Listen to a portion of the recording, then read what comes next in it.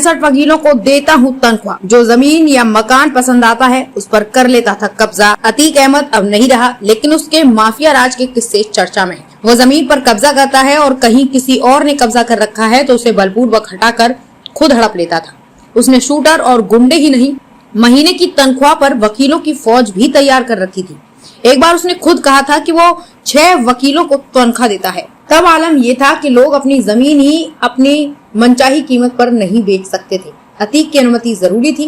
पहले इस एक घटना के बारे में जानिए। लोक सेवा आयोग के सामने पूर्व सांसद जग बहादुर पटेल की जमीन पर अवैध कब्जा था।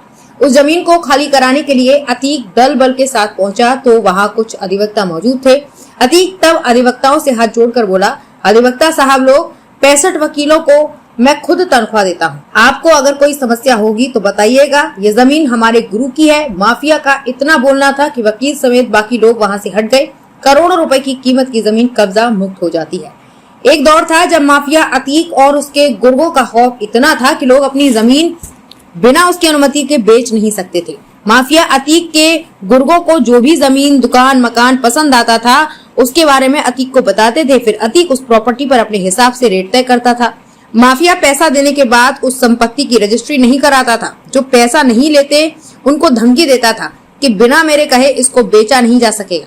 इतना ही नहीं, उस दौर में शहर के Dhoomanganj, Kareli, Khuldabad, Lukerganj, civil line, George Town से लेकर झूंसी और नैनी तक कोई बड़ी जमीन या मकान कोई बेचता था तो उसका खरीदार ग्राहक अतीक की परमिशन मिले बिना पैसा नहीं देता था।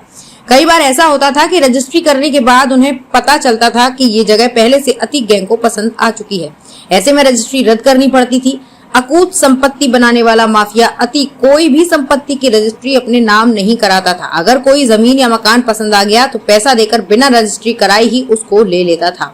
बाद में अगर बेचना हो, पैसा देने वाले को बुलाकर दूसरे के नाम रजिस्ट्री एग्रीमेंट करवा देता था। मौके पर बुला लेता था रजिस्ट्री दफ्तर।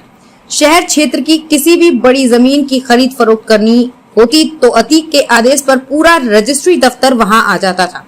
पूरे संसाधनों के साथ रजिस्ट्री दफ्तर मौके पर सक्रिय हो जाता। खरीदार और विक्रेता की उपस्थिति में वहीं सौदा तय होता और रजिस्ट्री व एग्रीमेंट हो जाता था। रजिस्ट्री करे कोई पैसा अतीक के खाते में फूलपुर से सपा के पूर्व विधायक सईद अहमद ने सिविल लाइन स्थित अपने मकान के पीछे की जमीन की रजिस्ट्री की तो उसका पैसा अतीक अहमद के खाते में जमा हो जाता है।